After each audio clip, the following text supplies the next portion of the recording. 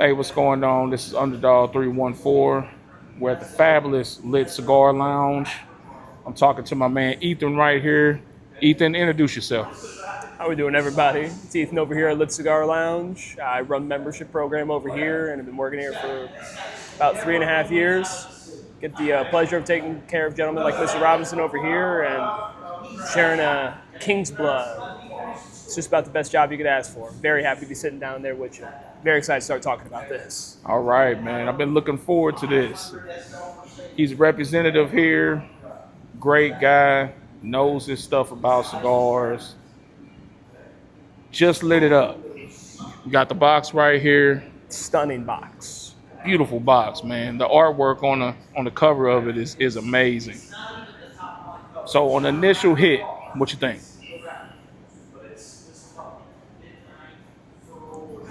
I thought I was going to start with what I kind of just picked up and read about it, but no, cocoa is going to be the first thing I want to say about this. Okay. Soft, not like milk chocolate cocoa, but like almost a cocoa powder. Okay. Maybe like especially like Nesquik chocolate milk kind of cocoa powder. Still a little bit of that like kind of sweetness to it. And my first impression on this was going to be the 5 to 6 years or 6 to 7 year tobacco, I think is what the age statement was about on the tobacco in the cigar. I believe so, yeah. Which was my first kind of hope on this, was to taste a little bit of that aged tobacco in here, and you definitely can, but I was so shocked at the amount of cocoa I got off this. And I was produced in the DR. I know the wrapper binder filler undisclosed on this blend, but produced in the DR, I'm expecting a little bit of Dominican spice, just at least some Dominican tobacco. This is already sitting just much more sat down. It's very good Dominican. It is not a very high-key, tinny Dominican tobacco. This is obviously very high-quality, opus-type stuff. Nice, there you go. That's their word again. Dominican That's their tobacco. word again. Yeah. Got to get the crowd pop a little bit. They Hey, love it. man. Hey, it is. Fanatics has done a fantastic job with the cigar. I was very excited for you guys to try it. I know it's one of my favorites, right up there with another cigar that you actually have. I don't know if you got to it yet or not. The Pride is what I refer to. Which one? The Pride. I've not gotten to the Pride yet. Yeah. This one is right up there with it. Those are definitely my two favorites. I can't say enough about it. Well, I mean, that's kind of the reason why not only do I love this job, but I love the opportunity to sit down with particularly gentlemen like you. And I got to imagine a lot of your viewers on here is working in tobacco retail is a very fun job, as most people who don't work in it can imagine. But it's the opportunity that when people have that kind of same passion, that same drive. I don't know much about like Fantastic Cigars. Okay. It is not a brand I'm familiar with. It's just out here in St. Louis, out here in the Midwest. I don't know if just representation really isn't out here yet, but it's a brand I'm very unfamiliar with, but clearly it's tobacco that I love smoking. I wouldn't have the opportunity to do that unless it was for customers, just those good guys that come into the lounge that just recognize passion within you and are like, hey, I want to share this with you. This is something you need to sit down and smoke. It is clear, far and away, my favorite part about working in this industry, and what will continue to have me working in this industry is that. Okay. It is my true favorite experiences, and when it smokes this good, hey, what do you want? Can't beat it. Can't beat it. All right, so what we're going to do, just going to let them dive into it a little bit more. And we're going to come back, see what else he has to say. More Yes, thoughts sir, coming.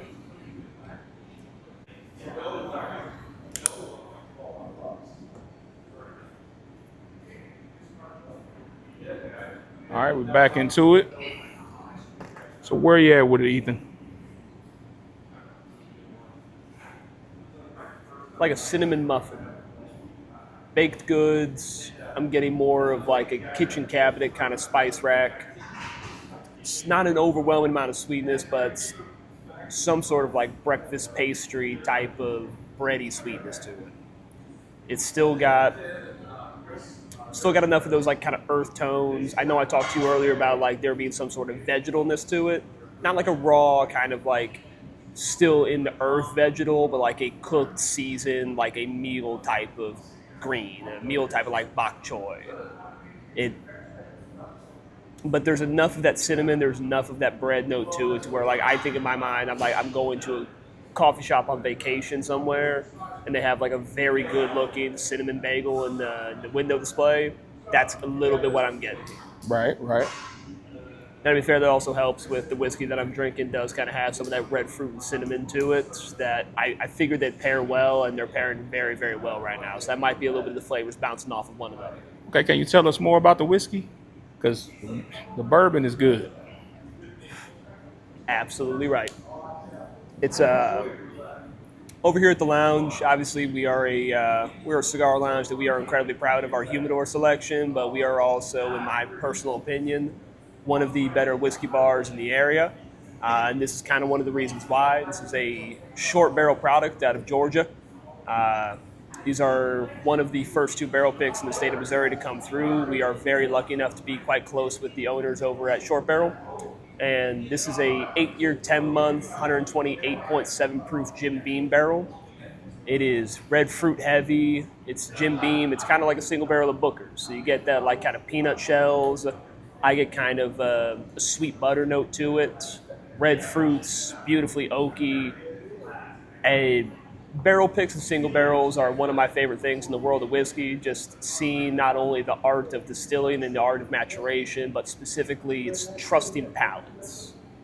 It's trusting the palate of, despite the fact I love this barrel pick, I can't claim to have anything about it. This is unfortunately all Andrew over here. This was his barrel pick. This is the one he decided on. But I love that that's the connection to it. The product is good, but at the end of the day, it's trusting somebody's palate, that they know what they're doing, and that you trust that they have a similar palate to yours. It's Right. everything that I do is all about taste. It's just kind of what I end up doing for a living, working in the humidor and working with the bar and the whiskey program. It's all about taste and it's all about trust. And something like this is kind of like the culmination of that. This is our barrel pick alongside the St. Louis Bourbon Societies over at Sugar Cube.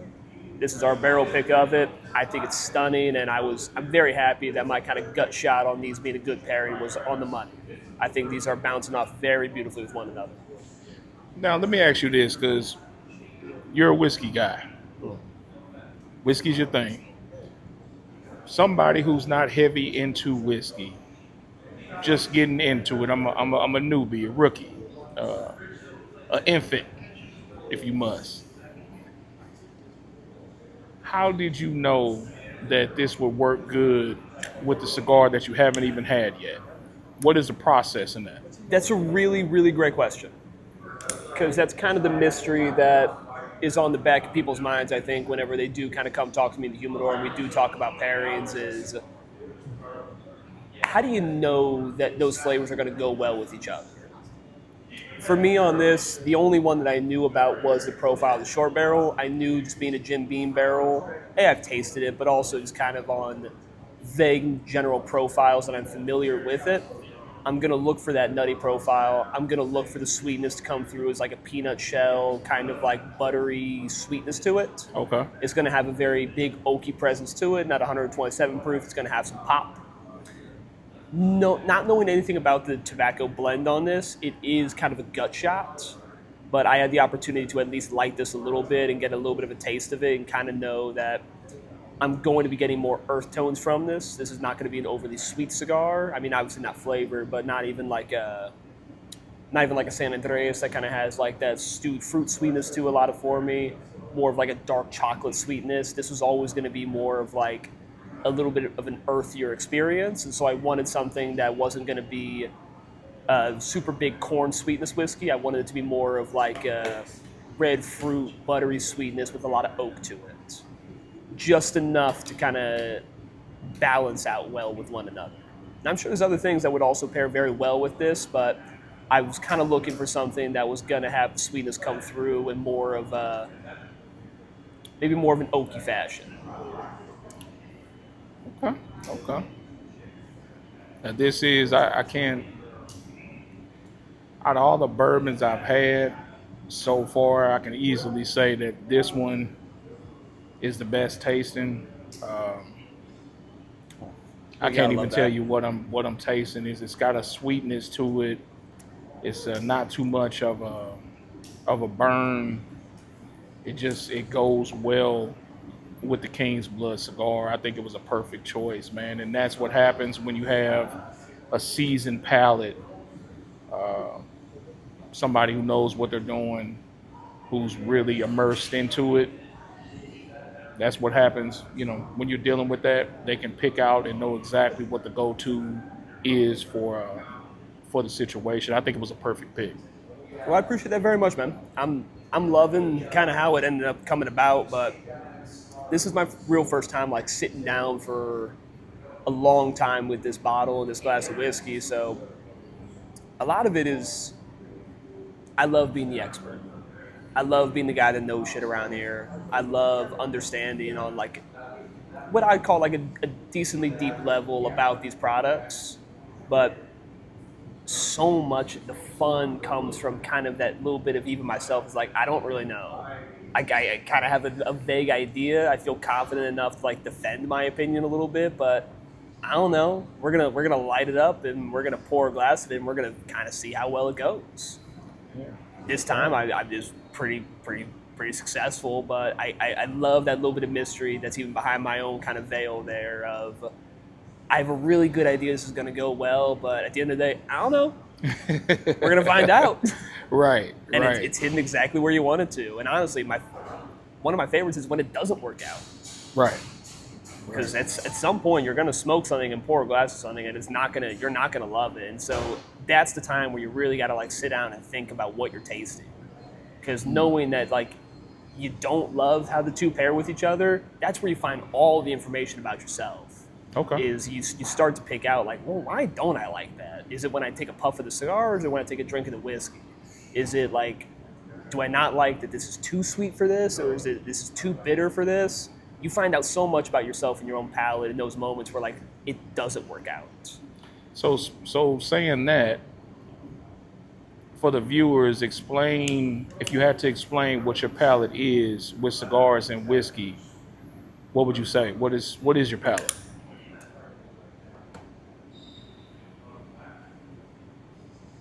Usually the bolder the better. At this point, don't get me wrong, I love a Sober Mesa Brulee. I love a Perdomo 30th Connecticut.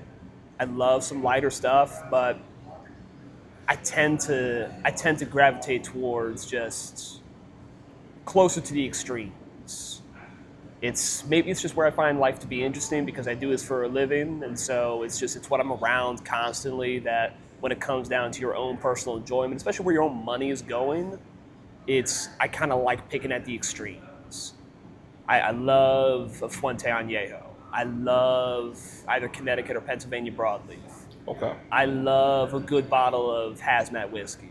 I love these extreme, turn it up to 11, give me the most that you possibly can out of this.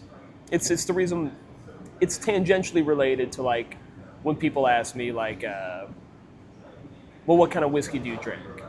Usually my answer is always cask strength. It doesn't really matter the whiskey. It happens to the humidor as well. I smoke quality tobacco. I don't care what tobacco it is. I don't care if it's a Panamanian Puro. I don't care if it's a Connecticut. I don't care if it's the strongest thing on earth. I don't care if it's a pre-embargo Cuban. I care about quality tobacco. Oh, man. With whiskey, I need the oils from cask strength. Okay. I need those oils intact. That's where the flavor lives. Okay. So for me at this point, I like having fun with this stuff. Okay. I do it for a living. It's what I'm around every single day. It's where I make my money. It's where I make my friends. So tobacco. It's all about just quality tobacco for me. With whiskey, it's all about cask strength. Okay. All right, so let me ask you this: what, in your time of smoking, what has cigars done for you? When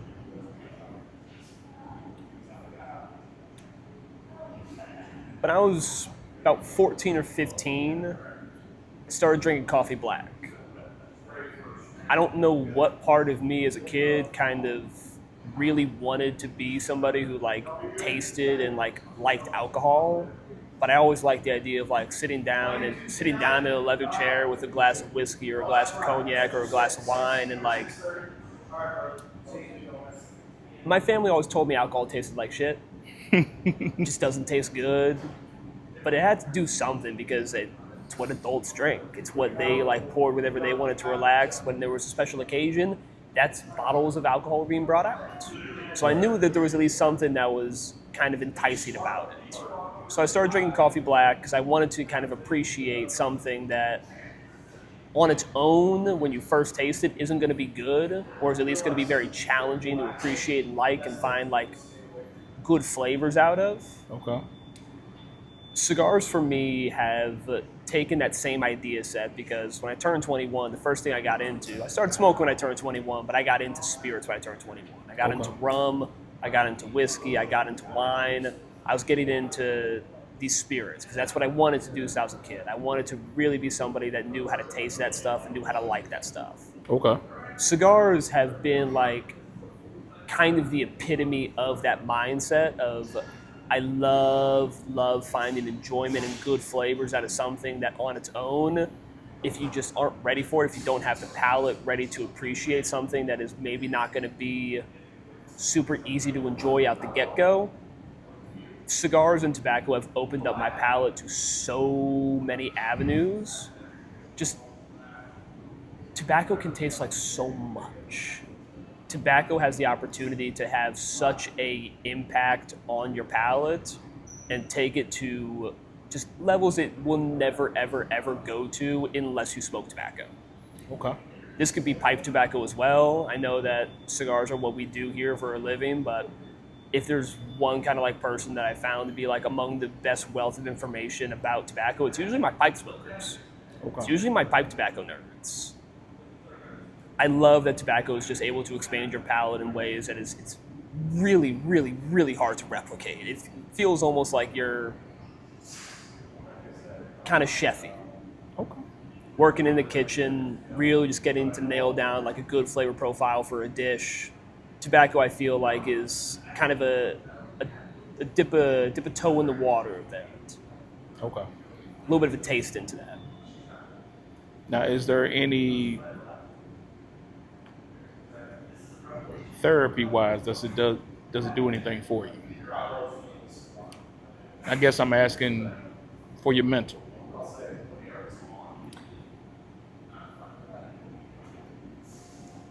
It definitely does, especially at this point. If there's one question I get asked more than anything else when I'm at the lounge is, why aren't you smoking right now? Or what have you been smoking lately is definitely the question I get asked most.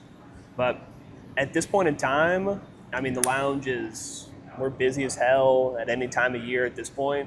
There is no dead season for us right now. Every day is just, you're going to have a lot of stuff to do. So when I have those opportunities, like right now, to sit down and smoke, good God, do I cherish them. They're becoming very few and far in between. And so they've always been something as like a point of relaxation for me. But now it really feels like it's going to church. Okay. It really feels like it's my hour, it's my 2 hours where I just get to be at like a real center of peace because I don't get the opportunities to do so like I used to.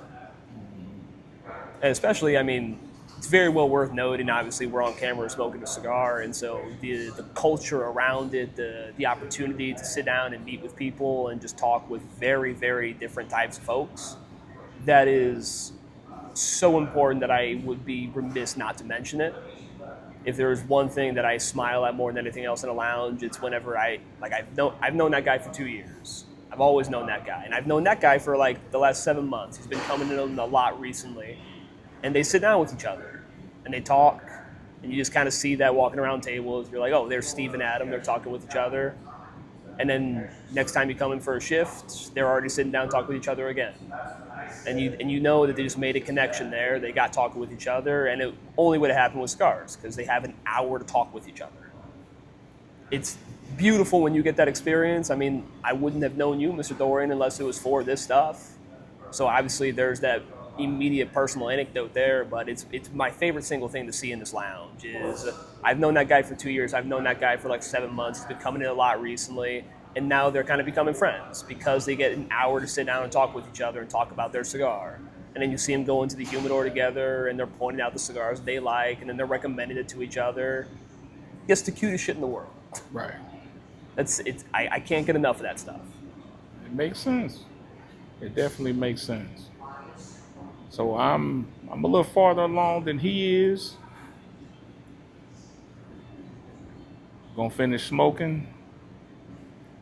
Come back with final thoughts.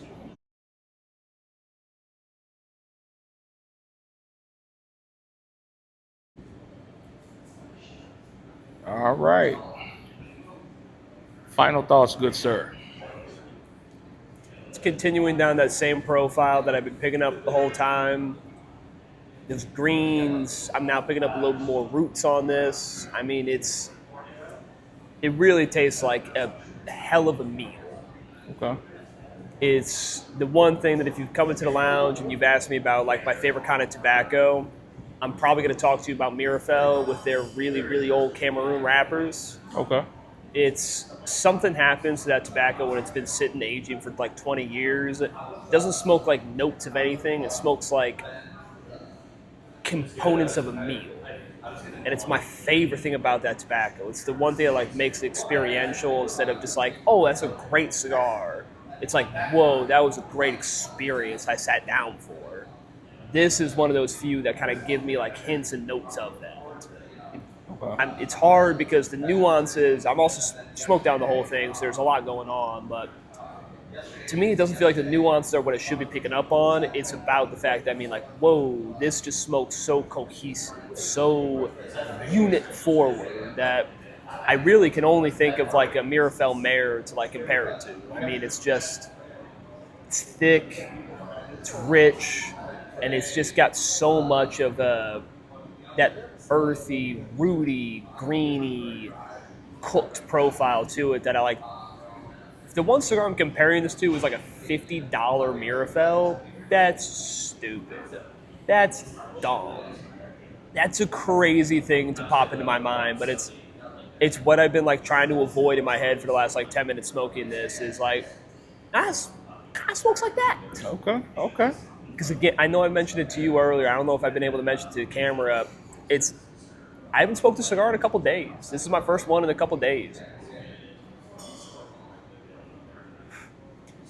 And the retro is nothing. There's no spice. There's no like young Dominican tobacco ting to it.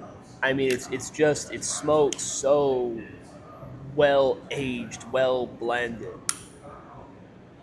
I do agree. And I can tell I'm kind of getting towards the end of the cigar now, just on the flavor for it. But golly, it's pretty stupid that I'm smoking a cigar from a boutique manufacturer, from a father and son, and the first thing that kind of comes to mind is like, oh, like Mirafel. Like it kind of smokes like that. Okay. It's a crazy thing to get from that. That's a crazy experience that you're giving me here by allowing me to sit here and smoke that and have a camera in front of me so that people can't say I'm lying about like what I'm picking up on this cigar. I'm sitting here smoking in front of you guys. That's insane. Never had it. First time smoking it. The reason this was so important is because he is a representative of the lounge. They just cracked the box open. They've had it for a while. He is the first member of the lounge who gets an opportunity to smoke it and try it. The owner of the lounge trusts his palate. Everybody in the St. Louis area knows who you are. They see you every Sunday, your videos, your picks. What do you call your Sunday? Cigar Sunday. Cigar Sunday.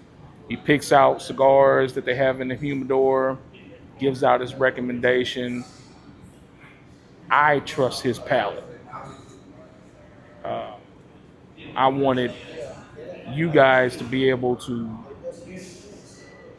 not only take my opinion, since my opinion is coming from a palate that is still young, still developing, versus a more seasoned palate. And I welcome that because it helps me, it puts it in perspective, lets me know that I'm on the right track, if that makes sense. No, it's always nice to kind of get a little bit of validation from somebody who, whether I'd recommend it or not, you do look up to my palate, or at least you do carry my opinion carries some weight because of my role in this industry as kind of being a professional within tobacco. Correct. It's that bit of validation it's a very real thing. I feel the same way whenever I smoke something. I talk to my reps about it, or when I'm lucky enough to talk to like a head of a company or a principal at a company. I have the same thing. It's like I kind of want to know if you agree with me because you know what you're doing. It's that validation is absolutely part of it. There's so much going on with tobacco. There's so many flavors you can pick up on it. I mean, it's the one thing that you talk about more than anything else with cigars. It's so palate dependent, so person dependent. Correct. So when somebody who you respect their opinion, you trust their knowledge on the product, and they're agreeing with you, it's just a nice little box to check and be like, good. Definitely. Yeah, I couldn't explain it better. So, he's definitely a busy man. That's his final thoughts on it. You already know how I feel about it. You see how he feels about it. Now, for the viewers, you see the box sitting right there. No, they don't have any King's Blood for sale. They don't have them for sale yet. That is the lounge's personal box. Good point. There may or may not be things in motion, we can't say. But in the event that things change, you will be the first to know. It's where the plug comes in handy. There you go. If we carry it, Lit Cigar Lounge on Instagram, that's where we're going to be posting about it. And if you guys are interested at home, because Lord knows, I also trust Mr. Robinson's opinion. I got to imagine if you're watching this video at this point in it, you also trust Mr. Robinson's opinion. Look out for that post on Instagram. If we carry it, it will be posted on there. This is such an exceptional experience I get to have sitting down smoking this kind of stuff. And man, pleasure, man. It's been a good time. I got a chance to try some very good whiskey. Fantastic cigar. Before we get out of here, I'm going to let him tell you about this whiskey because this one is actually different than the one we showed earlier. And I'm going to let him explain that. I love taking the opportunity to plug the lounge on your videos. Hey, go ahead, man. First one we got an opportunity to try was, I think we both agree, a great gut shot of a pairing between the two, the cigar and the whiskey. Absolutely. We tried a 8-year, 10-month Jim Beam barrel from Short Barrel. That was our pick. Yes. This is also our pick from Short Barrel. We did two at the same time. This is the 143 proof American light whiskey. It's an 8-year hazmat light whiskey that is just stunning. It works so well with this profile. I like having this cigar be beautifully earthy, not a single note of spice on the retrohale, with a honey, rich. I just love light whiskey, man. I love when you get the opportunity to try something that's 140 plus proof and just doesn't hurt you. It's working so well with this profile. I'm so happy with what we can do at our single barrel program. I'm so happy that we're a lounge that has gotten to a reputation well enough is that we know what we're doing, that gentlemen like you come to us with stuff like this cigar. It's why I get to be 25 years old and this invested in these kind of industries. Is I love the passion behind stuff like this that we do, that people trust us with our palates and what we can do in our single barrel selection program, and that people like Mr. Robinson trust us that we know what we're doing, that he's going to send us a box of cigars from. Keep in mind, this is not a plug for us. It's not a plug for Mr. Robinson. The people behind this King's Blood, the people that are behind this project, this father and son duo, this is picture perfect. What I love about this industry is, hey, we're going to send you a box of cigars because you interacted with us on social media and we like what you do. And because we understand the brick and mortar relationship with this industry, we're going to send your favorite brick and mortar shop a box of cigars so that the guys there can smoke it. and they can see how much they like it and see how much that the people that come to their lounge and enjoy their lounge and enjoy their palate, it is such a cool idea. I think it's going to do so well for this company outside of just the fact that tobacco smoke's stupid good. I think it is a brilliant idea, and I cannot believe that we are lucky enough to get an opportunity to experience that in the perfect way that we should. On camera, talking to people in real time about this stuff and just sharing and enjoying, in my personal opinion, the very best things that these two industries have to offer. Let me smooth this out the way so people can see that box a little bit. Yep. These are my favorite things about both these industries. I am just so happy I get the opportunity to spend a Sunday afternoon the perfect way that I think you can. This has been a hell of an experience. Mr. Dorian Robinson, I cannot thank you enough for asking me to sit down with you today and do it. Hey man, the pleasure is all mine. Like I said, I'm a fan. I love the cigars. Fanatic Cigars, Fanatic Cigar House, King's Blood Cigars, Lit Cigar Lounge, Chesterfield, Missouri. You can't ask for anything better. Had a great time here, smoking some cigars, sipping some whiskey. It's a nice Sunday. It's hot as I don't know what outside, but we're inside in the AC having a good time. I don't think I could have asked for a better Sunday. Nope. I did not wake up this morning thinking I'd be having this good of a time by 4 o'clock. This is beautiful. And that's what it's about. So we're going to get out of here. Stay tuned, guys. I know you probably thought it was over with the King's Blood. Not by a long shot. I think we're probably just getting started. More to come. Peace.